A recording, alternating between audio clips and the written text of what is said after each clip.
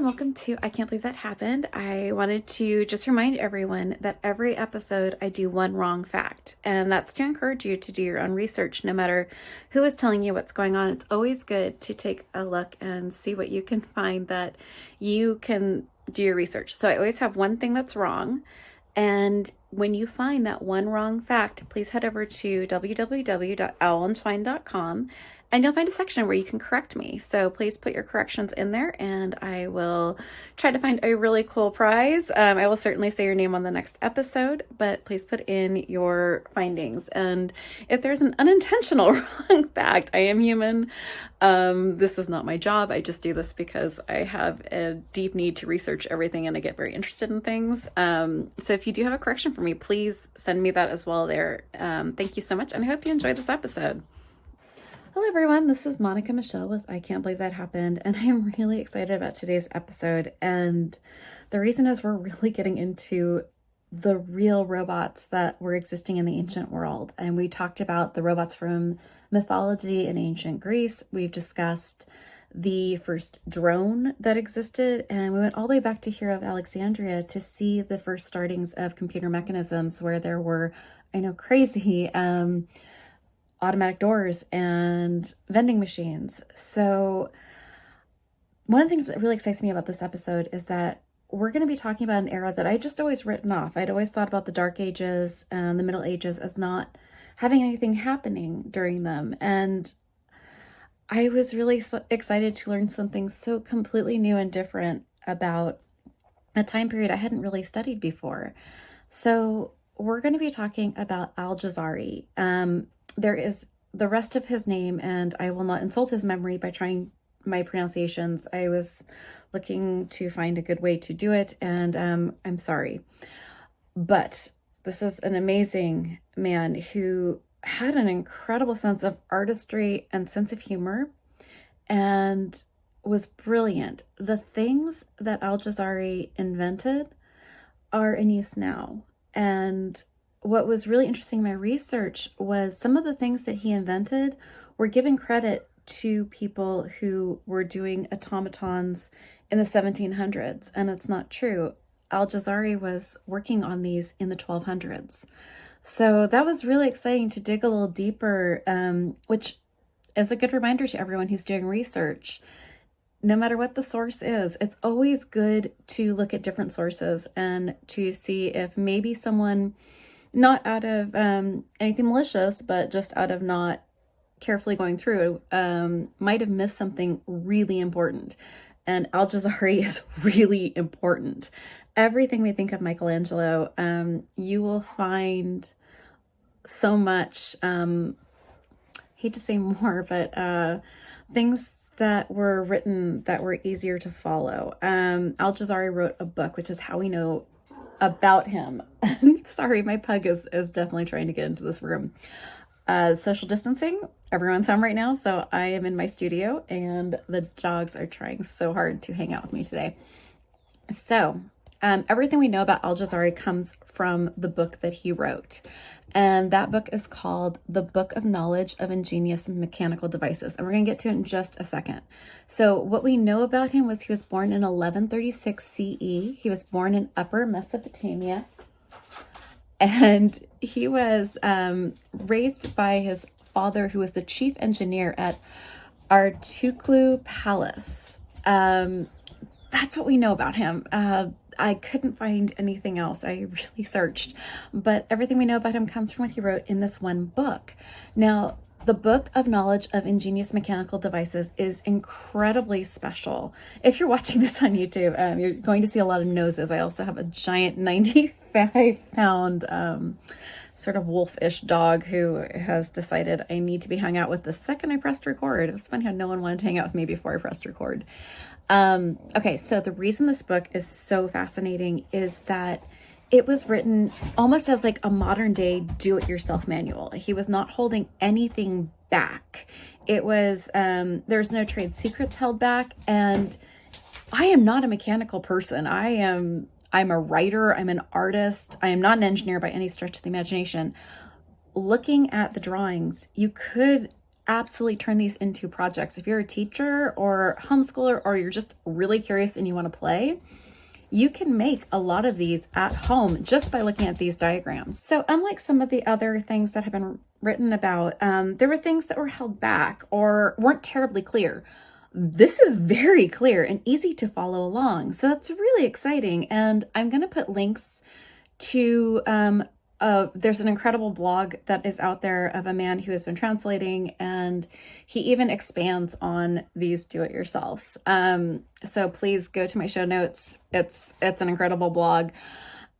Don't try to buy the book. I've been looking everywhere. I think I found one source, and if I can actually get it held, I will, I'll put it in the show notes as well so that you can download it. But it's really sad. The books are about $600, and I think that's unacceptable. So I'm hoping to find a way to get this knowledge out there, because again, this all happened without batteries or electricity.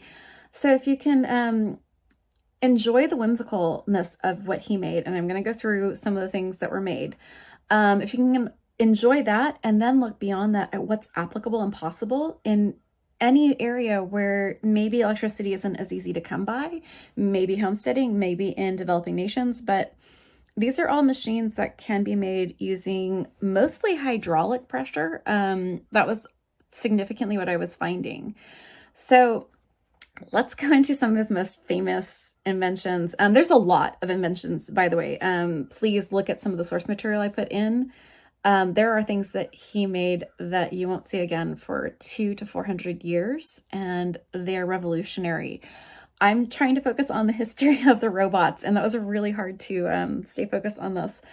Also, I'm going to link some YouTube videos, because one of his most impressive inventions, the elephant clock, was actually remade, and there is video of this tremendous work of art and automata. It's unreal, but I will have a link. Please go and view it. So here's what was important about Al-Jazari, aside from brilliance and genius.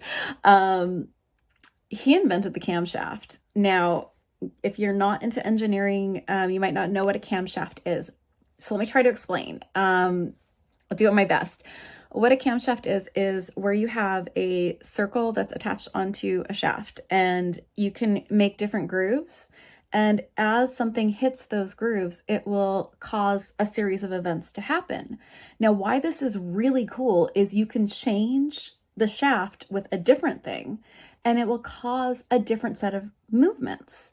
So this is a programmable computer. This is a programmable robot in the 12th century or the 1200s. That's unreal. That just blows my mind. If we saw that right now, we would think that was really cool. And this is from a very long time ago. One of my favorite inventions of Al-Jazari's was this musical group, and they floated on a lake, and it was hydraulically powered, and the camshafts could be removed and put in, and these musicians would play the song that the camshaft that was in it. So that was pretty amazing. And we will see the camshaft again as we get into the 1600s. But this was really cool to find it so far back. It was really impressive. He also made a moving peacock that moved on hydropower. And the clocks that were made were really, really impressive. Now think past like the clock that's sitting, the digital clock, or if you're like my in-laws, they have a whole bunch of the old giant clocks. This goes way beyond that. The castle clock was 11 feet tall, and the display was a zodiac, solar, and lunar orbits. So it could tell all of that. There were 5 robotic musicians. There were 2 falcons that would drop the ball into vases. All of these things, while really cool, also would move the next thing to do the next thing to keep time. Now, the elephant clock is probably one of my favorite things ever. So in Al-Jazari's own words, this was a clock that was meant to be a multicultural representation. So there was the main elephant, which is an Asian elephant, which is meant to represent India. There's a dragon-like serpents. These are really cool, by the way. I'm not gonna be able to do this justice with my words. Please go to the show notes. I'm gonna link a whole bunch of ways that you can see the reproduction. But those were meant to represent China. The phoenix on the top was to represent ancient Egypt. There was a turban figure that was representing the Muslim cultures. So the internal mechanisms of this clock were driven by floats and water tanks, and those were all housed in the belly of the elephant.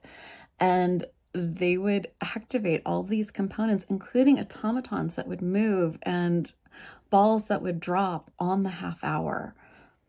Now, there's a few reproductions. One was commissioned in 2005 and were opened in a mall, which is crazy. I wish I was closer to where I could go to see this mall. It's pretty amazing, but it is 20 feet tall. And there's also a reproduction of the castle clock that I will put in. Thank you so much for tuning in. I know this is kind of crazy times. I'm really glad that you are getting some value and some use from the history of robots. I'm having a lot of fun researching this for you all. Please take a look at my show notes. I would really appreciate you guys going over there, because there's all these videos that you can see, especially as we're getting more and more current. There are more and more things that have been reproduced. So that's really exciting to see. And I also will be linking a Ben Kingsley feature. If you know Ben Kingsley, he's an amazing actor, but he did a fantastic section on Al-Jazari. So please take a look at that. If you would like to correct anything you've heard, or you have anything that you'd like to say, please go over to www.owlandtwine.com. That's my publishing website. I also write and illustrate children's books, but I also have the home for this podcast there as well.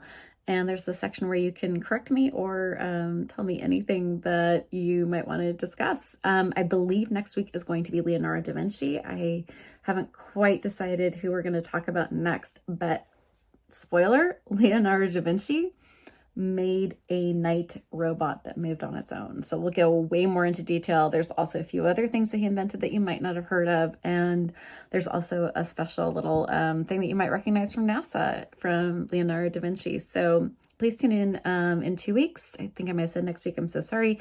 Some of you know that I am disabled, so I had to move the podcast to twice a month. Thank you for being patient with me on that. And please share this podcast if you're enjoying it. Please share it with friends, family, other people who are now forced into homeschool, and those who have chosen homeschool.